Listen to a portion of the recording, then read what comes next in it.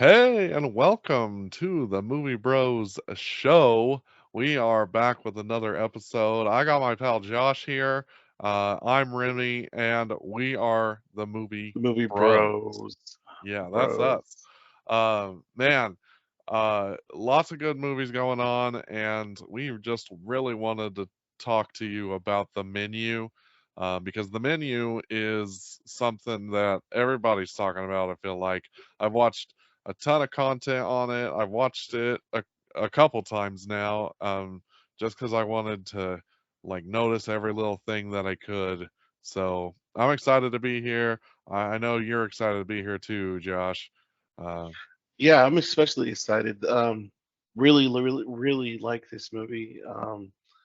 It's going to be up there, and everybody's talking about it. Everybody is, we want to encourage more people to see it. And again, I'm a huge fan of Anna Taylor Joy, and this movie's just rocks. It just rocks. It's just something different and unique. Absolutely.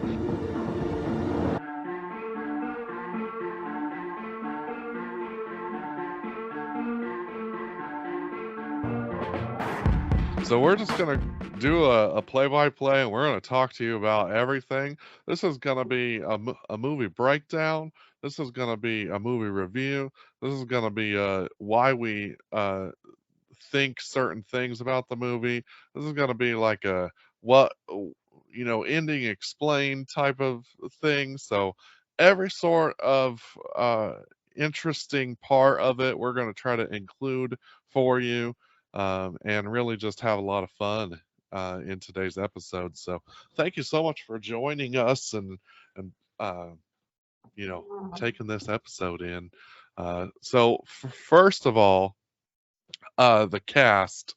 I just want to start with them. Like you said, Anya Taylor Joy. We got Ray Fiennes, Voldemort. I love him as an actor. I think he's fantastic. Everything he does. Uh, he played Hades in the Clash of the Titans movie remake. That was great. Nicholas Holt is in it. And Nicholas Holt, my favorite is the Beast, of course, from the X-Men movies. But he's also in one of my favorite zombie flicks, Warm Bodies. I like it a lot because it's PG-13 and it's more of a different zombie idea, and I respect that when people like go outside of the box with the regular things. And my wife liked it too. So Hong Chow, and she plays Elsa, the maitre d'. She was fantastic. Lots of people you would recognize, but John Leguizamo is in it, and I loved his role. I like seeing him in a lot of movies, and I don't know about you, but I thought that was awesome to see him. Yeah, I'm a huge John Leguizamo fan. If you've never seen his stand up comedy, his one man show, you gotta watch it. It's legendary. It goes up there with the red leather pants and Eddie Murphy. Man, it's up there. Yeah, Um, that's I was actually where just I know him from. I mean, he does yeah. I think 30 different characters and he break Yeah. dances. So he's just a star. He's really just meant to be on stage. So I was just talking to my wife about him and how his like one man shows like really like re-inspired a lot of people to do like more stage art, and instead of just like a special being just stand-up comedy with like a story about them. Really it's like acting and the whole time. uh, Man, and his supporting co-star was awesome. Janet McTeer, who plays our food critic, with Paul Edelstein as her assistant.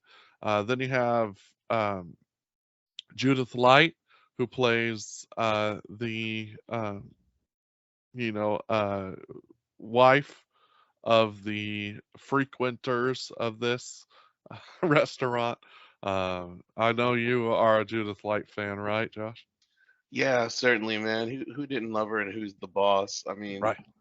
and it's actually good to see her. I know she's been in a few movies, but I just hadn't seen her on the big screen or on HBO or kind of on the big screen lately. In a while, yeah. In a while, man. I'm telling you. But yeah, I huge fan of Judith Light. It was great to see her back on the stage or back in a movie, I guess.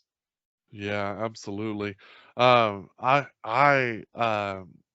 know we talked about the menu. You shared a little bit about it on our last episode, and I was just, man, inspired to watch it. So uh, then I hit Josh up and I was like, "Hey, let's do an episode dedicated to this movie because it's it's super great. It's so awesome." So that's why we really moved into this one. Few other of the actors I want to mention: Peter Gross. I think that's how you say his last name, but he's like famous for being in the Sonic commercials. He plays the guy who brings the wine to their table for each piece of food. And then there's a whole bunch of other actors in the room that do just a phenomenal job. So I just like starting with the actors because uh, we may refer to them as either their name or as their character name. So it helps you follow along when we tell you who we're talking about. Yeah, and I just want to apologize to Anya because I've been saying her name wrong for like 10 years now. So, Anya, if you're seeing this, I'm sorry. Yeah, I'm it's okay. sorry. I'm sure she forgives you because I feel like you've been her hype man the whole time, like all good things to say about her. So I'm telling you, it's just the range of roles she plays. I mean, if you've seen her in The Northman yet, I I mean, watched The Northman and and it was fantastic. it Loved her. was, it was, Yeah, and she played this really kind of a hard role, and you just felt like even when she just was so powerful in it, regardless of her circumstances. And then she goes to a movie like what's the other one called where she's Last Night in Soho, there you go, Last Night in or Soho, or The right? Witch. Or The Witch. Yes, I'm Yeah, telling you, man, it's just her range and ability is just awesome to me. I think it's just kind of a wonderful special thing. So yeah. We did an episode on the Last Night in Soho. So if you guys have not watched that episode yet or listened to it, go check it out because it's one where we reviewed that. Man, she even plays in Amsterdam. That was another movie I watched recently. Like like I just started studying her because I really enjoy her work. One of the coolest facts about Anya Taylor Joy is she didn't speak English until she was 10 years old. She grew up speaking Spanish. I thought that was super cool. From the Spain area, grew up speaking Spanish, and then moved to London and learned English by watching movies. One of her first movies was Harry Potter, and I believe it was The Chamber of Secrets. And she watched it and didn't really understand it, but said something about the basilisk scene making sense no matter what language you see it in. So, uh, hmm. but I just imagined that movie inspiring her to then want to become an actress and do all the things she's done ever since. Yeah, for sure, for sure. I mean, she's just got a whole list of blockbuster hits going on so far. So, Oh yeah. you know, just can't wait to And then continue on, see what she's doing. I want to touch on Ray Fiennes, of course. Oh yeah, Man, he's just, I mean, the King's Man, he was in that. No Time to Die, uh, the the Red James Bond, Dragon. Red Dragon, That like was that throwing, was actually one of my favorite movies. He became this red dragon. He had the tattoos on his back and all that. Just cool as heck, man. Cool as heck. absolutely. And of course, he plays Lord Voldemort in all the Harry Potter movies, and I'm a huge Harry Potter fan. We're gonna have to do some episodes on Harry Potter eventually. But like he crushes that role. Like when Voldemort gets a body and you see, him with the no nose, snake like features, I'm like, that is Voldemort. I mean, that looks like Voldemort. So I love it. I love his whole character that he plays in that. He was in Bruges, which is a really funny uh, movie. Like he's just got so many under his belt that it's ridiculous. But like, no wonder he plays this role so well. Is like he's done it before so much, and maybe he can kind of put the over experience, like I've done this over and over again, and kind of like relate with Chef Slowick in a way that other people wouldn't be able to. Another movie that I felt like he really came out was the Schindler's List, and that came out in the '90s. So I'm 93, and so that was a long time ago. That one won many awards, and he was a big role in that as well. So just a legendary actor. Yeah, legendary. 100%. Len, I agree. Legend, wait for it, dairy. thank you. There you Um, go. indeed. And honestly, we could go on, but let's go ahead and get into like the actual story, telling of the movie and like some of the things we noticed right off the bat. I'll go ahead and start. So I love the way it introduces the characters. I love the way that already you realize that Nick Holt's character is a food foodie. Like he really loves like trying to pinpoint what's in a dish, and already just kind of this food snob nerd type of guy, and he take pictures immediately of his food. Then we're introduced to like the older gentleman, and you see that Anya Taylor Joy's character recognizes him and like, oh crap, why is he here? The kind of thing. Then the food critic, and then the rich boys that work for that company that we later find out owns this restaurant, um, and like they're all boarding this boat, and she's like, well, why are we not worried about getting there and getting seats? And Nick Holt's character explains there's only 12 customers, and well, how do they make money? Because it's 12.50 a head.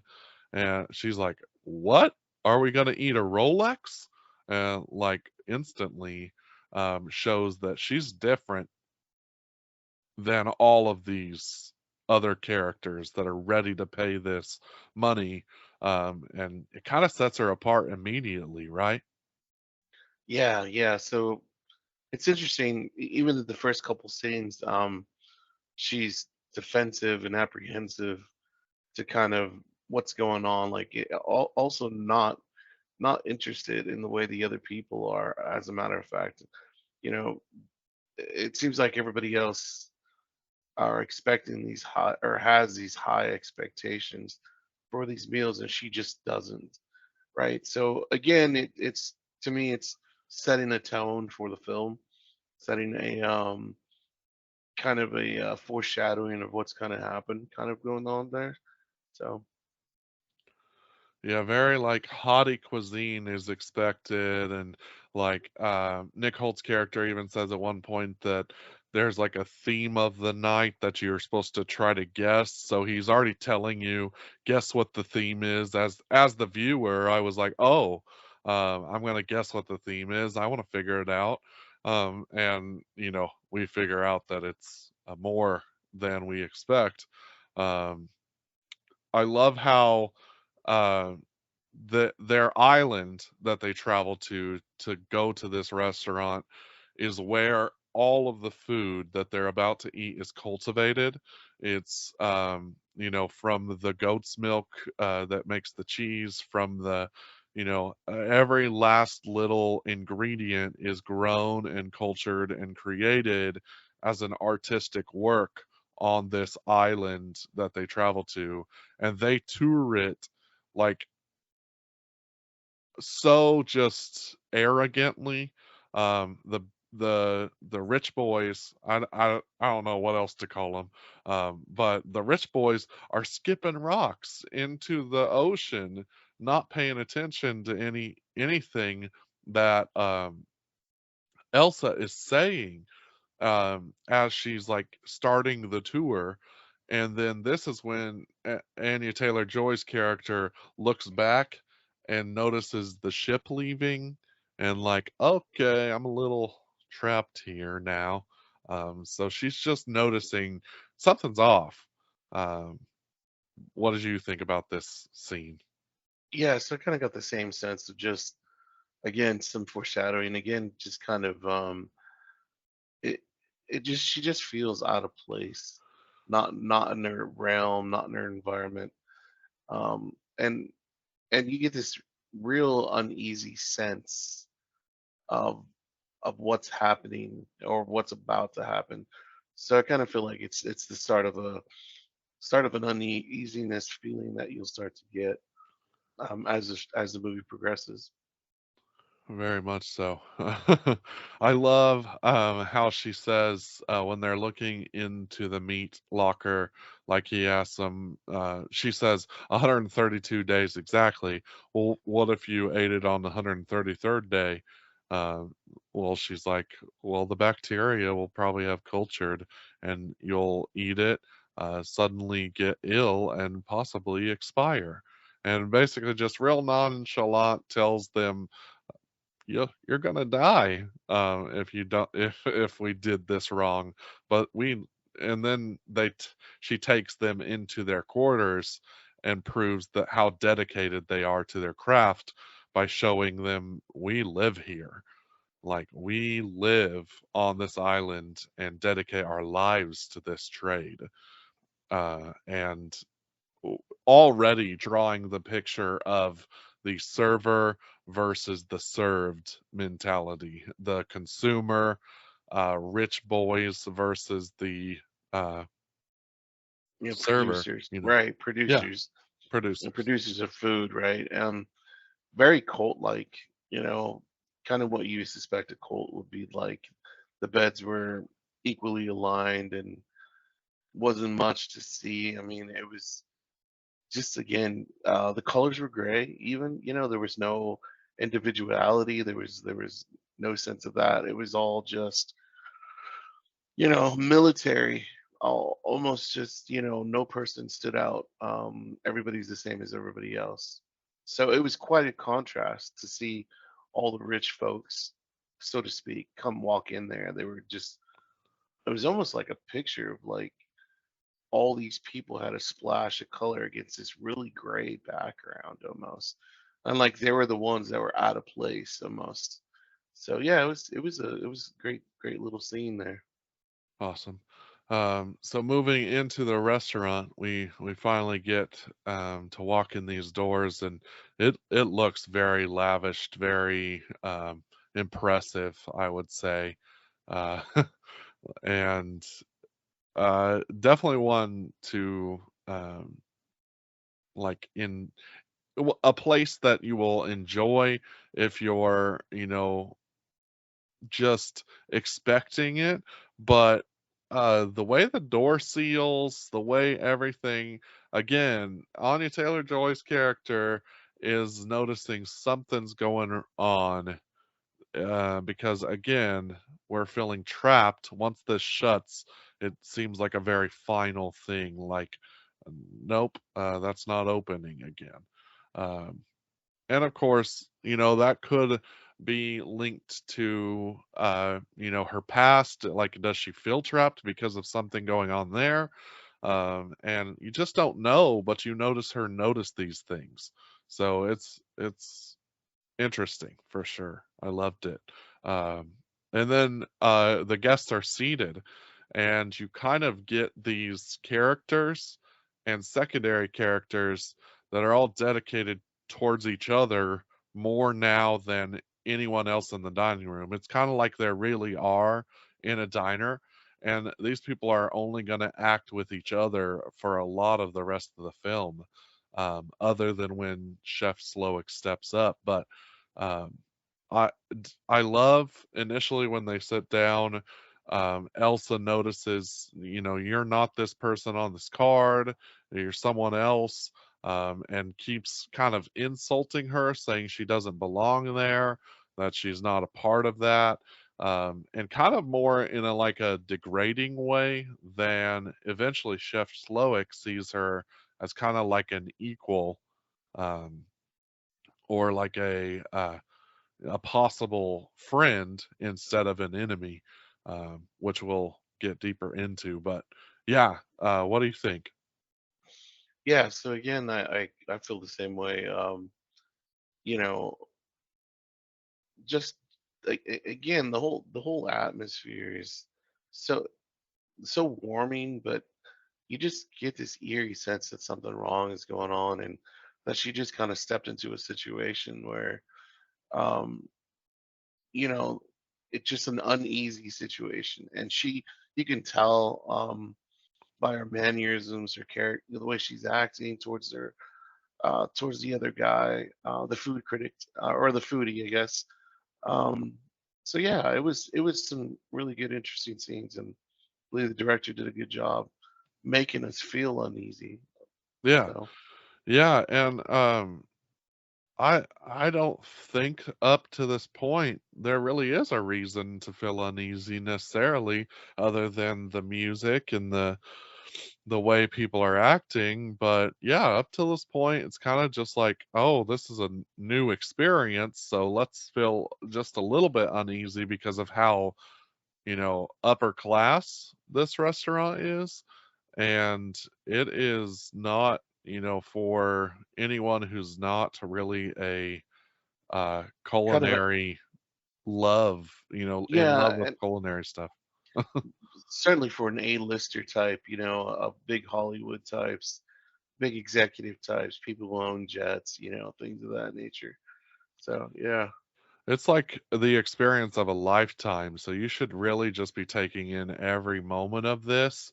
And like when you sit down in this dining room, you're about to be served a mini course meal that all is dedicated to from a bunch of people who have dedicated their lives to this craft. Our chef steps up to the plate. And I love that Margot, or Anya Taylor Joy, her character, sets herself posing, like she sets towards Nick Holt's character, Tyler, but away, like her back is to everyone else in the restaurant, because the only reason she's here is Nick Holt, which we'll find out why in a moment. But basically, I just think that immediately establishes that she's not really here for any of the show, necessarily. She's more here for you know, the yeah, reason she was invited. But yeah. yeah, and I think the first sign of, um, I kind of think the first scary thing to me, or the first thing that really jumped off the screen, is when he clapped his hands and the attention from the staff just stopped, and they turn around in a militant fashion. Mhm. Um, and then you know for sure that this is the leader, the guru of the bunch here, and it kind of, his expressions, the way he talks, you just feel, this guy's up to something. I mean, there's something going on here. Um, and again, great job to the director here. I mean, you just got to take your hats off to him, and, great job to Ralph Fiennes. The way he acts, um, the way he commands his staff around and all that. It just was just well done. So Yeah. One of the coolest things about learning about the movie, the background, uh, they brought in a chef to teach him and teach the people running the restaurant how to actually do some things, so they're looking like they're actually doing it correctly. They brought in a chef to, how would you direct your people, but still have like a camaraderie that's like a family, because you could tell that they respect Chef Slowick because of his talent. They want to be like him. They're not serving out of we have to do this kind of thing. It's like if you're in the restaurant or the under the servitude of Gordon Ramsay. If you think of that, it's like you want to hear what he has to say, whether it's good or bad, because you want to know, you want the feedback, you want to get better. The only way you can get better is if you hear what he has to say, but you'll love him no matter what. It's like you're going to be happy to be a part of the kitchen that he's in, whether you're uh, insulted or complimented. So Mm.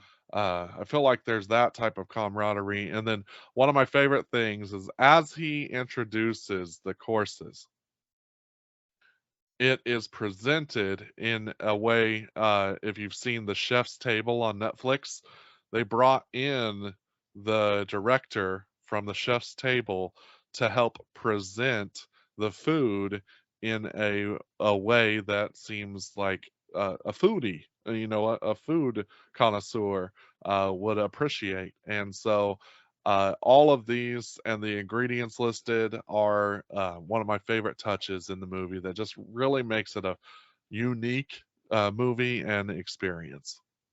Yeah, so the first dish is called the island, and when they serve it, they kind of give you a sort of a glance at the meal, or of the meal, excuse me, and it's just overdone. It's over the top. There's dry ice, it looks like, and there's all these different creatures, and he explains how all the food that they prepared comes from the island, and that we're actually the intruding on this ecosystem. And he says, you're not just eating food, you're eating an entire ecosystem.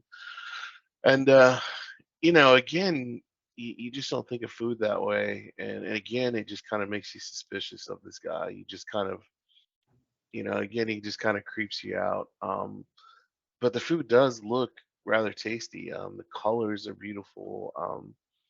So yeah, you just don't know what to expect from him. So it's just well done again. So Absolutely. And his monologues are definitely something to pay attention to. Uh, Again, also pay attention to the background as these characters are speaking. The restaurant is still moving, and it's a machine. So there's people not paying attention. There's people paying attention and just not really caring about things. So pretty incredible. It's definitely a cool way of telling a story. Um, and then we kind of get into the fact that they're noticing that Margot doesn't belong there, Annie Taylor Joy's character, and more of a kind of offsetting. And the first, like, a real, like, okay, something's up, something's wrong, is when the fourth course comes out. Um, Before I touch on that, I actually do want to talk about the bread plate. That was one of my favorite things because bread is peasant food. They are presented a breadless bread plate.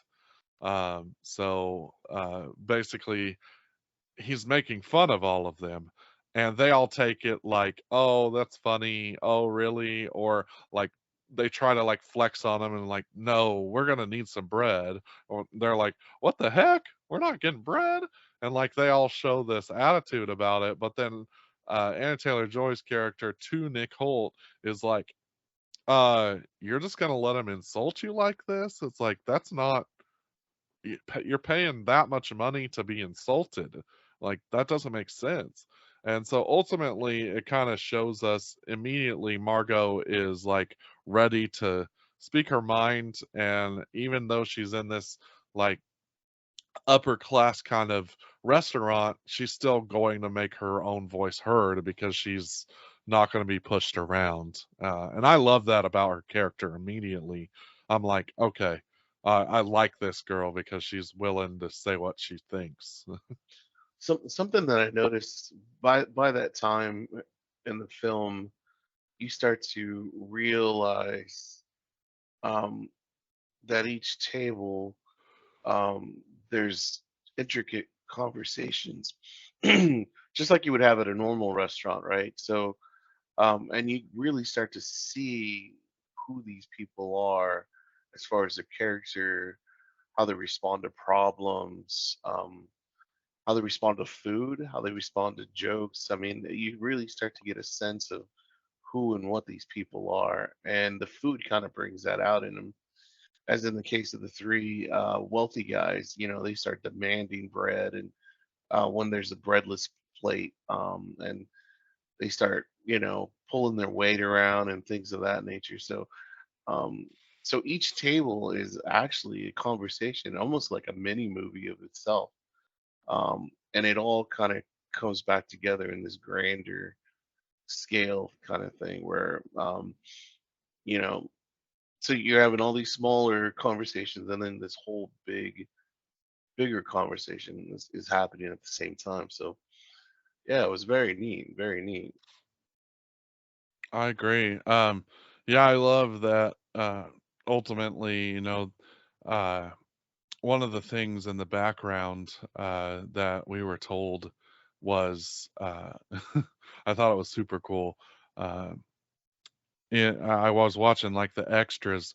All of these actors were charged with creating the backstory of their character. Maybe there were some little details that they were given according to what the script was about, but they were each charged with developing their characters so that they could have real conversations at the table. And a lot of it was just improvised about their life, like the whole um, conversation between John Leguizamo's actor character and his assistant character. She basically uh, tells him, "I have the keys to your apartment in San Diego, your apartment in New York, and your other apartment in New York that your wife doesn't know about." And it's like all those things, are just created by them to go deeper into their roles. And then like the food critic is served a broken emulsion on her plate in a very small form, and she complains about it being broken, so they take it away. The next course, they bring out a bigger broken emulsion, and then they bring out a bigger one and a bigger one, and ultimately it becomes this giant bowl. And Right. that's just funny. Like I Yeah. love it. Yeah, for sure. That's actually quite interesting detail. I didn't know, the chit chat part of it wasn't part of the script. Um, and they all did a really good job. I mean, you can just kind of feel the chemistry between the actors.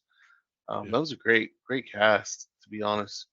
So absolutely. Yeah, a lot of them, I'm sure we're guided on the set, but the other cool thing that they said was they were literally in that restaurant 12 hours a day, no matter what. So they were all in the background. You always had to be in character. So you always had to have something to talk about. So you were talking in character to each other, just in case you were overheard by a microphone, something like that.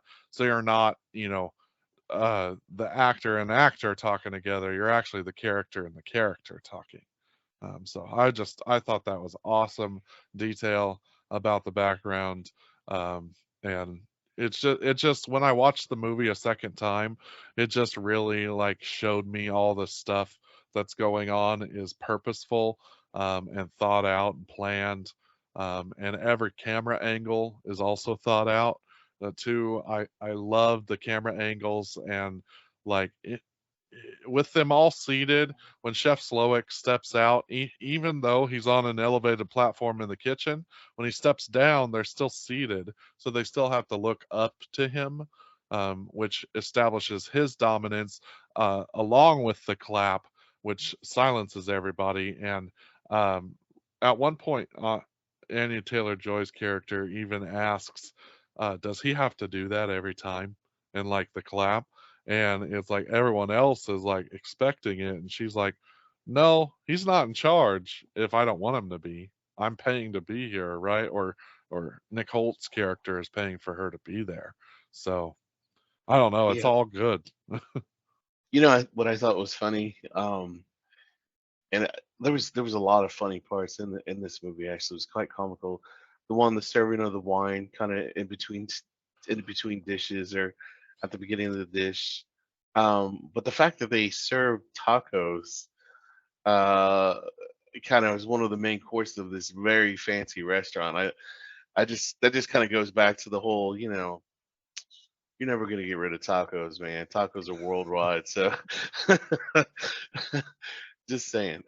Even if they're tacos, you're gonna have to assemble. It's gonna be on the meal because it's delicious. You Yeah, know, exactly. and like even though the roots of a taco probably sure aren't very elevated in high cuisine, they're gonna find a way to make it elevated because they're delicious. But Sure. uh, so fourth course meal. On the fourth course, this is when the mess is presented, and a sous chef, um, who is basically with Chef Slowick stepping up to give his monologue about the course again, steps up and summons Chef Jeremy forward and basically kind of downgrades him and says he'll never be good enough to be like me. He wants my job, he wants my position. But then he kind of quizzes him and he's like, "Do you want to? Will you ever be as good as me?" And he says no. And ultimately, they present his the mess, and they lay out these things on a paper, and then all of a sudden, this plastic sheet goes behind everyone to protect the kitchen, and he shoots himself, and the mess is him laying there dead, and then the meal has it to do with basically it being a mess and his meal never being good enough um, for Chef Slowick in a way. And this is when uh, the old couple, the guy, he stands up and he tries to leave, and he's like, "No, this is too crazy." Everyone in the whole diner is going crazy because of this guy just committing suicide in front of them. It's like, uh, except for Nick Holt's character. But then one of them finally gets up and leaves, and I'm like, "Why aren't you all trying to leave?" In my head, I'm like, "Guys, get out of there! What the heck? Why aren't you like trying to overpower these people that are stopping you?" But ultimately, they stop him by cutting off his finger. So they mean business. They're keeping him here. And then Chef Slowick steps up and tells them all, everyone here will die tonight, and that's just something you should be ready for. Yeah, and Uh, it's quite strange. Like you brought up, nobody wanted to leave initially, and then the guy kills himself, and then you know, I think it kind of goes back to, like, they're shocked, but you're like, why are they not running? Why are they not running out the door? And I think that's good. It goes back to the kind of class of citizen that they are. Like um, although it was brutal and it was a brutal act, you never really feel like they ever really take it to that serious. I mean, I know that they get scared and upset, but they're never really serious enough to rush the door, right? So then it's like that was just a worker almost, in the sense like his life really wasn't that important. I mean, it was, the act was scary, right? But as long as nothing happens to them, and as long as they have this facade, this fake strength, this, their money, their influence, blah blah blah, they just kind of kept going on with the whole thing. And I Yeah. think this was kind of the first part where the violence really escalates, Mhm. and now you know for sure all your uneasy feelings are correct and something's going to happen, right? A and not one of them was concerned about the chef. Like, not one of them was concerned Right, about why did he do that, what's going on with him, or right. about any of the other, members of the kitchen. Um, and, it's, like, so surprising that And that then they ate their people. meal, Right, right afterwards. They were just like, "Oh my god, I just saw somebody shoot themselves," and then it was like, "Hey, why don't you taste some of this?" You know? right. And, like, the critic even kinda writes it off, like, saying it was just, like, an act and that, he didn't really do it, it was just part of the presentation, and, like, in that stage of a denial, and it's like, "Oh, are you sure? How do you know that?" Like, what what is causing you to think that it's just an act or, like, have what? I don't know, I kinda wonder, like, what has this guy's menu been like before? Because, the critic and the old couple have been there before. So they've at least enjoyed this restaurant before. Well, enjoyed, uh, you would say, but I don't know. I thought it was crazy. And then, of Yeah, course, it just this is where I feel like the second act starts because it's just escalation from here, right? correct, correct, correct. And then we start to learn that, Anya being there is really kind of throwing a loop in the chef's plan here. He points her out several times, and asks her why she's not eating, and then, ask her if she's part of us or are you part of them? These kind of questions. And And then he confronts Nick Holt's character and is like, "Why did you, not bring the person you told us you were going to bring?" And ultimately, you find out that because she dumped him, and you cannot eat alone at this restaurant. You have to bring someone with you, and there's no tables for one. So ultimately, he chose to invite Anya Taylor-Joy's character here, Margot, to just be his plus one so he could eat here. That's it. yeah, yeah, pretty sad. Again, it just goes to show the character of the people at this restaurant. I mean, and we know for a fact that these people who are invited, just kind of the scum of the earth. I mean, they may have money and things like that, but they just have no moral character. Not really. Yeah, they were all Um, targeted on purpose by Chef Slowick and the crew to uh, be at this dinner on this evening, and one of them that was meant to be there isn't, and this random extra character is there, in the sense of Margot, and she throws a rock in it, right? She throws yeah, like a wrench in the hole in the gears, and it's like, okay, what do I do with this? And really, it's like a fight for power back and forth. Ultimately, Chef Slowick tells them all they're going to die, and Nick Holt's character isn't really phased by that. And you find out that he's known for several months that this was going to happen, and he knowingly invited Margot to this restaurant. Tyler did, um, to die, and like cares about her that little.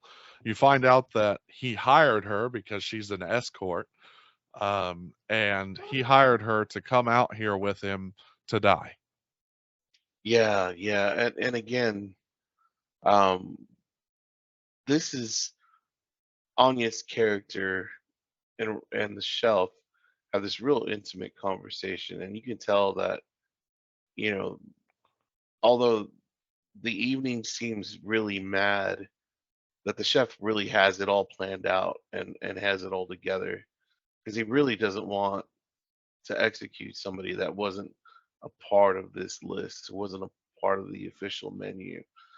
Um, and and even though, he kind of gives her a way out in the sense that, you could die like them or you could come with us, kind of a mentality.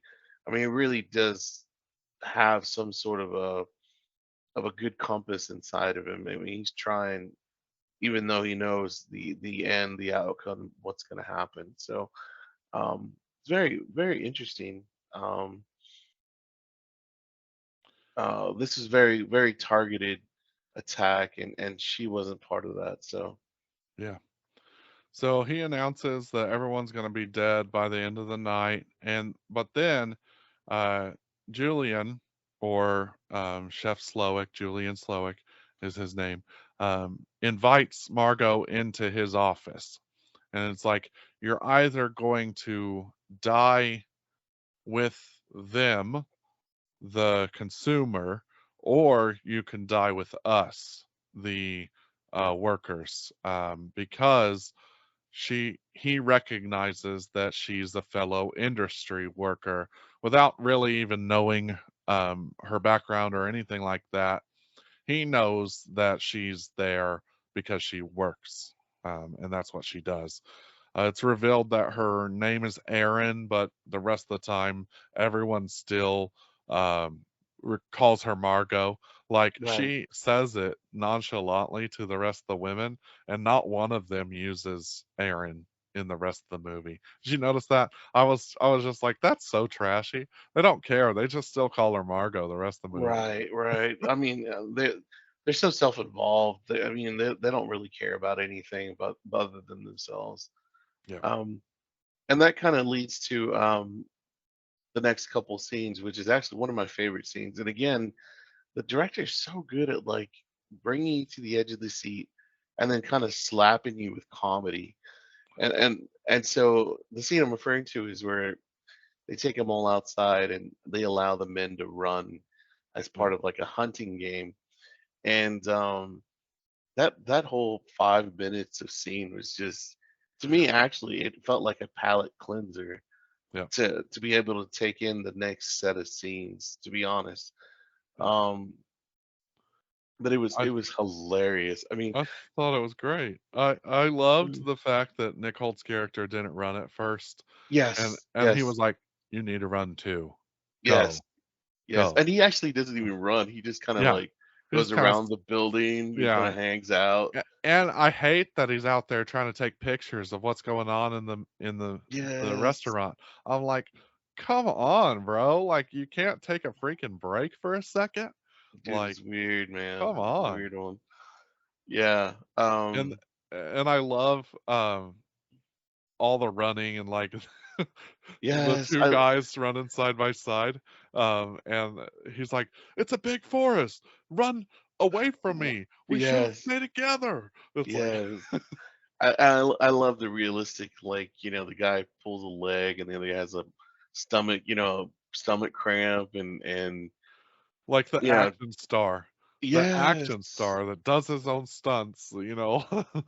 Pulls his freaking leg or a hamstring or whatever. Yeah, yeah.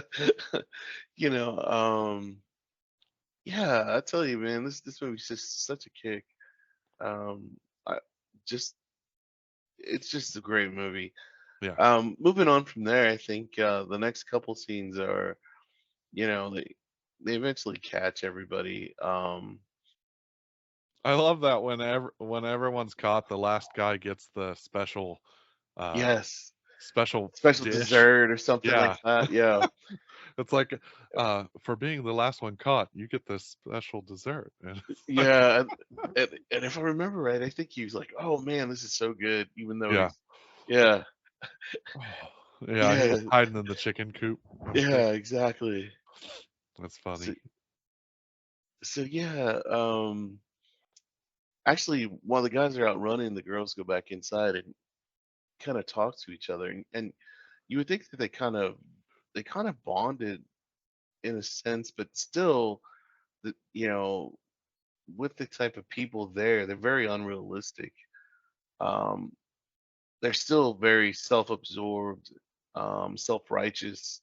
They just can't relate to anybody else because even after this bonding moment, they're still just kind of alone Yeah. almost. They just just self-involved. It was pretty interesting to see. Um, yeah. So we go on from there, and So this is when Tyler, a character, who's been obsessed with the food the whole night. He's been trying to like pick out the ingredients and everything. Like he pretends to be a know-it-all. He like pretends to know everything about what's going on and be an expert. So Chef Slowick invites him up to prove himself and cook a meal. yeah, yeah, and basically this meal, in my opinion, this was meant to degrade him, to Yeah, break him down, and basically um, kind of pull him off his high horse and basically say, hey, you're not who you think you are. You're not as good as you think you are. You're not the foodie that you think you are. You're not the chef that you think you are. As a matter of fact, you're nobody in this kitchen essentially, and strips him of his pride. And that kind of brings him, and the chef kind of leads into an end there, and we can kind of let the viewer see that on their yeah, own. yeah. They can experience that for themselves. Real quick, I want to backtrack because I forgot to cover one of my favorite parts. The tacos you mentioned, the tortillas have each of them individual sins of what Chef Slowick and the crew despise about them. So the food critic has a bunch of restaurants that she put under by leaving poor reviews for them. The actor, or I'll save him for last. The Tyler has uh, pictures of him taking pictures of food from the dinner that night where they were specifically told not to take pictures. Right, which was Um, forbidden. the old man Harry, he has pictures of him cheating with Margot um, on his tortillas. The rich boys have offshore investment accounts Yeah, uh, financial with documents. Yeah, with embezzlement um, uh, proof on it, and then we go to the actor, and the yeah. actor has um, a movie title on it, and it's Doctor Sunshine something. I don't remember exactly what it is, but he's like, what's wrong with this movie? And Chef Slowick steps up and he explains I how know. he got one Sunday off and spent the time off watching this movie.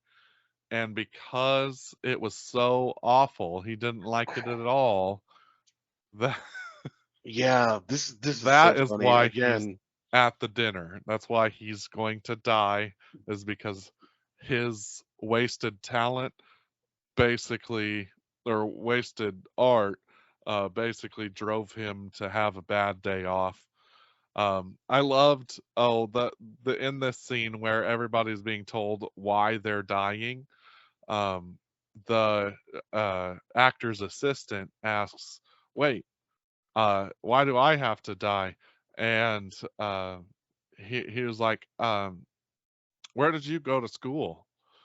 She was like Brown, which I don't know. Is that a fancy school? yeah, yeah, it's Yeah. like Okay. Yale and Harvard and all that. Okay. Yeah, Okay. So it's a prestigious school, sure. and Chef Slowick asks, "Student loans?" She says, "No, sorry, you're dying." Yeah, Just exactly. because she is wealthy enough to not have to know what a student loan is, and yeah, I was like, I get that because it feels like the trap everyone has to be in is you're gonna have a student loan in your life, or not, or work in the service industry as a waiter or a waitress. You're not gonna have a you know a ritzy job that takes you to be able to eat at a restaurant like this. So Yeah, yeah. We also get a glimpse of of the passion the chef puts into every meal, that the passion that the chef put into or supposed to put into every meal, the standard of passion that he would like to feel and like everybody else to pitch in or like everybody else to put in, right? So when you went back to the actor, he was like, this was the worst movie, and you didn't even try, and I could tell you didn't try, and things like that. And although it was a funny moment, it actually kind of got you into the psyche of the chef a little bit. It was a tell, so to speak, of of kind of the reasons why he's starting to do this, and it's starting to unfold outside of the reasons of yeah, there's embezzlement and this one guy cheated on his wife, and that what really was kind of the fact that he had put all his life and effort into something, and these people kind of took it away in a sense, in one way or another. And you'll understand it more once you see the movie, um, how each person's kind of responsible for that, in one way or another. So Yeah. Yeah, I loved how each person by the end of the night really feels like I understand why he has me here, and maybe I just don't even care enough either to be able to defend myself anymore because he's right. I think possibly by the end of the night, they've either given up hope or been tortured enough to realize that I'm not escaping this place. Right. yeah, yeah. And again, the movie's called Calling Dr. Sunshine. Oh, Oh my calling Dr. gosh. Sunshine. Yeah. Oh my gosh, that's so hilarious. Yeah. Oh, and then so Chef Slowick needs a barrel and calls Margot, "Hey, go get this barrel for me." Because Elsa forgot it, and I told her to get it for me, and she didn't. So I need you to get it. And basically, that makes Elsa jealous. You could see it on her face right there. But then Margot's like, "Okay, fine." So she gets to leave the restaurant, Yes, which yes. is crazy, right? It's like, what would you do if you left the restaurant? Try And to escape. to me, I thought it was kind of he gave her a pass, to be Yeah. honest. He was the only one, or she was the only one allowed to leave. As a matter of fact, you learn later that there was no barrel, that it was a ploy. She said that there was no barrel, there was no miss, there was no anything. So it was just kind of a ploy to get her out, to be honest. And I think it was also a test of will you labor for Mm, me in this last moment, or will you become a consumer again? And hmm hmm ultimately, she goes. She's attacked by Elsa in Chef Slowick's cabin because that's where she goes to. She ultimately defends herself and kills Elsa in defense of her life. So obviously, she's not a murderer or whatever.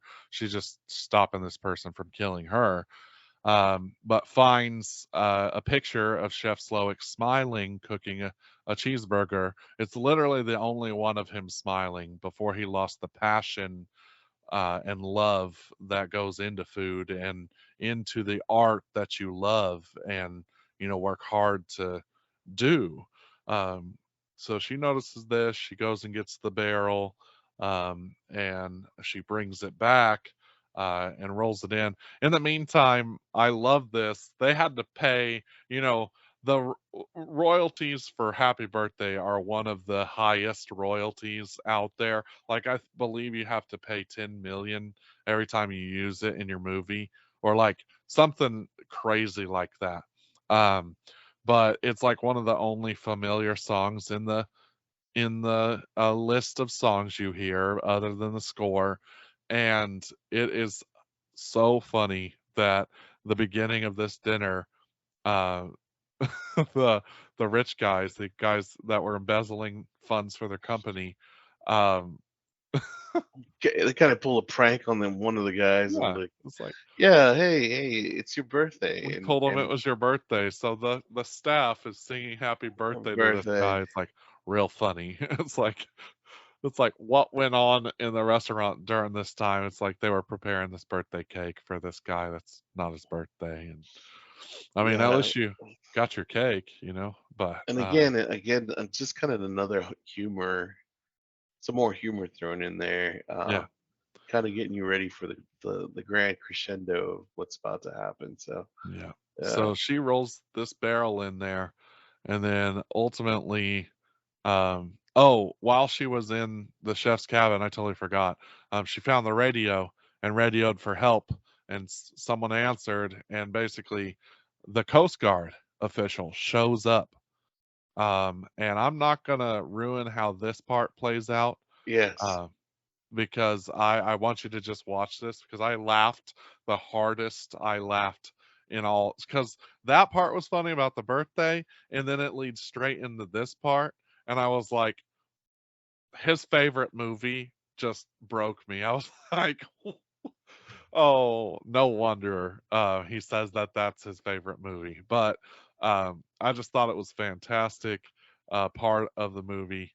But then ultimately, this is where he realizes that Margot used that time to betray him, and he knocks her down.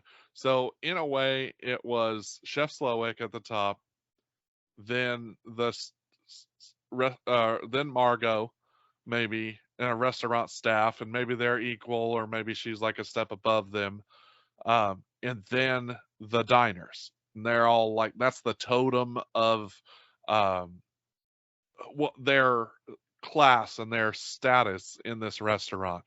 Well, then he basically knocks her down to equal with the people in the restaurant because she's just trying to sabotage the whole thing and like isn't doesn't want to be there and doesn't want to die with them and like don't you get it, like of course she doesn't want to die, but ultimately he's been resigned to dying here the whole time, so he doesn't maybe see the flaw behind it for her, because she hasn't really done anything wrong in her or his eyes. Um, so she steps up and claps like he summons all their attention. And initially, I don't like your food, and I think it doesn't have any love, and that you don't care, and you lost your passion for it, basically, in her own words, in the words. But I love this scene because it's like he's like just blowing it off like this isn't gonna work, lady. But um he's like, of course there's love in our food. Uh isn't there? Yes, chef. And just stuff like that. And it's like, okay, so you're gonna use your military to tell you that you're loved or like all this stuff. And I just thought that that scene was like, you knocked me down to the diner's level. Now I'm going to take myself back up to your level because I'm ultimately I'm the customer, and I get to tell you I don't like your food and I'm still hungry. I love that she says she's still hungry, because that plays into the rest of the part. What do you think about that? yeah, I thought it was interesting, very interesting. I thought, you know, s- something else that I thought was, she's paid to be an escort, and so she's really good at reading people for one. Kind of in my sense that she's really good at reading people, and she kind of picked up on the sense that everything he was saying kind of led to a point where the whole point was about, in my opinion, about people destroying his passion, and she kind of used that angle to kind of gain back respect for him or from him, I guess, by saying, hey, I'm still hungry, your food sucks, and I want a hamburger or a cheeseburger. And and it kind of brought back these flood of emotions because he smiles, and for the first time you actually see him smile, I believe. And so again, she earned his respect again because she was kind of saying, hey, she was actually acknowledging a wonderful time in his life. Um, and so, yeah, and the cheeseburger was really, I wasn't expecting a double patty with like It was 14 beautiful. My ounces of gosh. cheese. Yeah, I was so hungry for a cheeseburger after I watched it. yeah, I'm for sure. like, that thing looks amazing. Like, that it looked like there was love in it. Like he Right. says, "I'm gonna make you a cheap cheeseburger that your parents could barely afford when they could, barely afford anything, and Yeah, you're gonna be like taken back nostalgia." And of course, they have like fine foods and everything. Everything looks good, but I just love the way it kind of like looks like still unpresentable compared to the rest of the food, and yeah. it says a cheeseburger with fries, and I was just like, that's so cool, and I, it's I, still presented in that chef's table kind of feel to it, and I love that. yeah, I kind of felt like with what he was trying to communicate, she finally got it, and that was why he released her, to Yeah, go and part of the smile I think is him realizing that she has understood me in a deeper way than anyone has in a very, very long time. Part of the smile is, of course, just the joy for cooking the cheeseburger. But I think part of that smile that's on his face is him considering, wow, she actually was able to do in one day what I haven't been able to do in such a long time, and reignite my own joy for something that I love. yeah, yeah, exactly.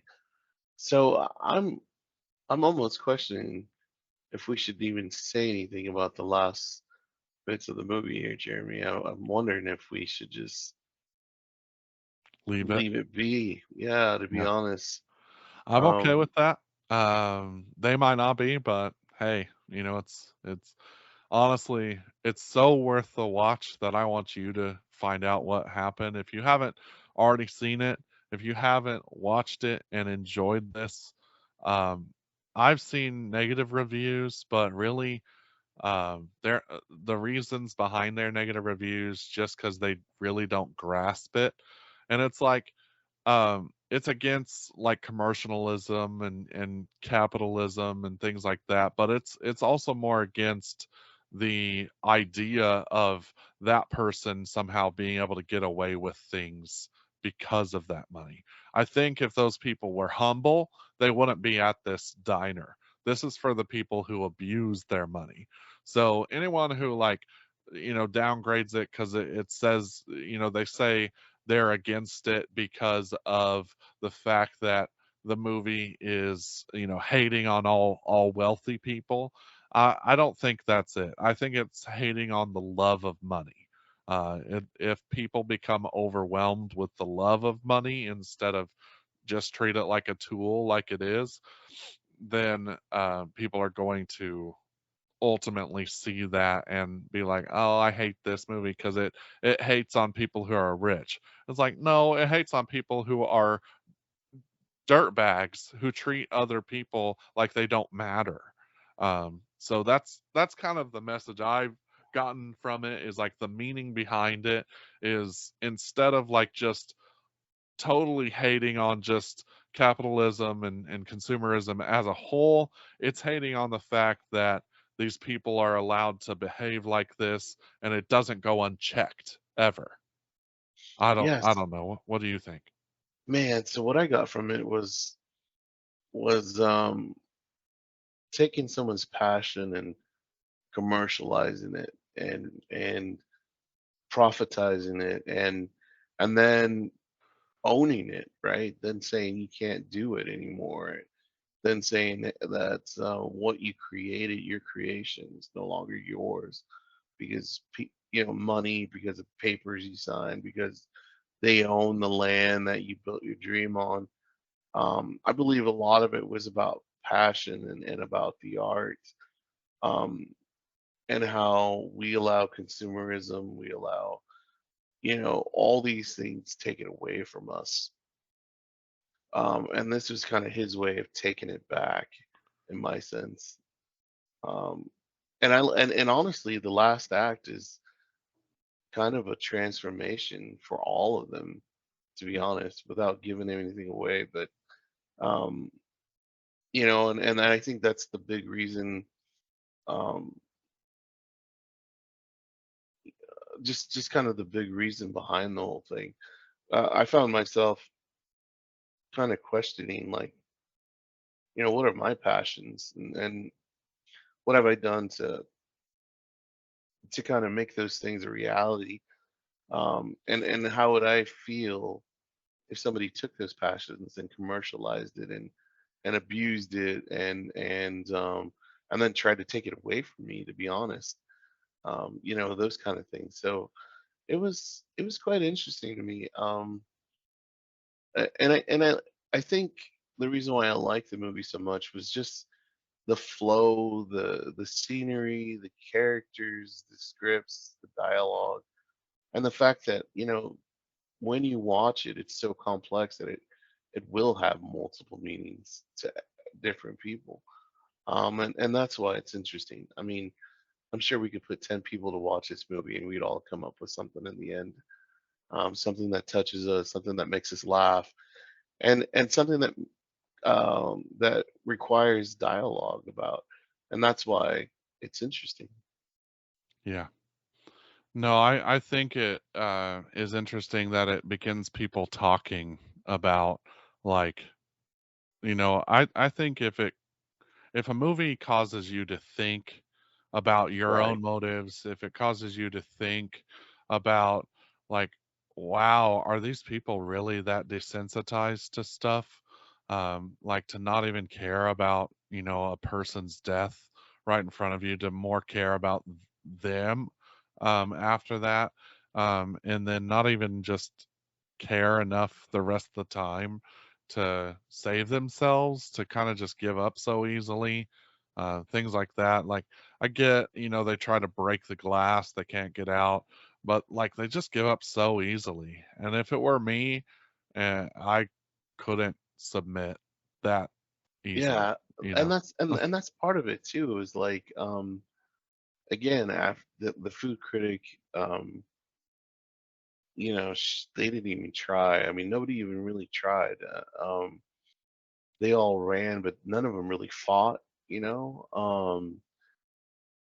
kind of like once they took away their position, they basically were nothing. I mean, Yeah, nothing, no real human inside of them, no fight, no passion. Again, right. so yeah.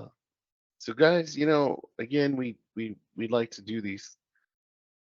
Hopefully you enjoyed this. Hopefully this was an eye opener and that actually had some added some flavor, so to speak, to when you watch the movie. Um, So one of the things real quick I wanted to discuss was the box office. This movie cost an estimated 35 million correct. to make, and so far gross worldwide reported is 78 million. So I'm so glad that it achieved, the money made needed to affirm that this was a good movie, because I see it only won like one award, and it's been like nominated for several um, awards, like 43 nominees and one winner. And the winner was Best Ensemble Cast, in like a Texas award thing. And I was just like, yeah, the ensemble cast, I would agree. Everybody in this movie is does a great job playing their roles. And I'm just excited to see them all in more things. But like, one of the other things that I tried to do was classify this in like a specific, like, it's a dark comedy horror thriller, but it's not really like a classic thriller. Like, who's will the final girl stay alive type of thing. It's more like horror, but not really like deep into disgustingness. I found it to be a genre um, Yeah, exactly. hard to place, and I love that aspect. Yeah, it was very complicated, right? It was, it was funny at times, it was serious at times. The story he had of his mother, kind of made you sick. I mean, um, very complicated movie, but because of that, it makes it very interesting. I mean, all the different aspects, all the different angles, makes it a fun ride. I mean, so All right, I think that does it for our movie review of The Menu. You can check out The Menu on HBO Max. That's where I've watched it. Um, and of course, you can rent it on several platforms. Wherever else it's available, it's 100% worth the watch, worth your time. I've watched it twice, like I've said, and I enjoyed it both times in different ways. So I just encourage you do the same thing. You know, watch it, enjoy it, because it's definitely worth it. yeah, for sure. Yeah, for sure. Another great movie. Um, you guys won't regret it. Cool. So, So, as part of this episode, Josh, I wanted to end it with something fun. So, I want to know, is there another, like, uh, you should watch this that you could give us like a 1 minute spiel on, hey, go watch this movie this week, like your streaming pick? yeah, so I'm gonna go with a movie called Gaia on Hulu. Um, I, I'm not sure if I talked about this one or not, but um, it it was uh, it was a rare gem. I mean, I was expecting a cheesy horror movie, to be honest. I was expecting some sort of a weird satanic cult type of thing, kind of nature satanic cult type of thing, and it was a pleasure, man. It was a great ride. There was the movie really kind of met my expectations. And I'll give you a quick synopsis. It's about two people in a jungle, and they kind of stumble on this um, kind of this cult type of thing person living out in the wilderness, and he worships kind of Gaia or Mother Earth, and um and it kind of goes kind of back to commercialism and consumerism and this and that. But there's there's um there's this monster that exists there, and without giving too much, they kind of she kind of goes on this whole journey, and it doesn't end the way you think it's going to end. It was just real fascinating. It was a really good one. The monster, if any of you guys seen The Last of Us, is really almost similar to that. Um, and The movie is well made. The colors were beautiful. Cinematography was great. Love the actors. There is a little bit of some nudity in this, so please be careful. There is some drug use, or or kind of a psychedelic type scene. Be careful on that as well. But these were kind of actors I had never really seen before, and they all did very, very well. Just a beautiful movie. Kept you on your toes. I watched it late at night, and I could barely even go to sleep afterwards. I had to go watch a comedy and flush the brain out. I mean, the the whole ambiance. I mean, just the music and the atmosphere, the ambiance, the actors. It was really well done. So if I had to Awesome. rate it, I'd probably rate it like an 8.2, 8.2, 8.3 kind of thing. Um, and it was a small budget and another gem that you probably may never see, 'cause you never heard anything about it. but it's worth the watch. It's called Gaia on Hulu. So Awesome. Well, mine is on Netflix, and it's called Army of Thieves. Army of Thieves is a prequel to Army of the Dead. And basically, Army of Thieves is like a heist movie, and it's done in such a really cool way. I love the actors in it. They perform a really good job, and it's like safe cracking, high energy, high action, uh, and they all get recruited to help crack three legendary safes across Europe, and it's just like imagine that you were hired randomly to do this, and you're like a thief. But it's really good. And I was like, it has nothing to do with the first movie other than the fact that one of the characters or a couple of the characters are the same. But otherwise, it's really good, and I just highly suggest checking it out. It's on Netflix, like I said, but worth the watch.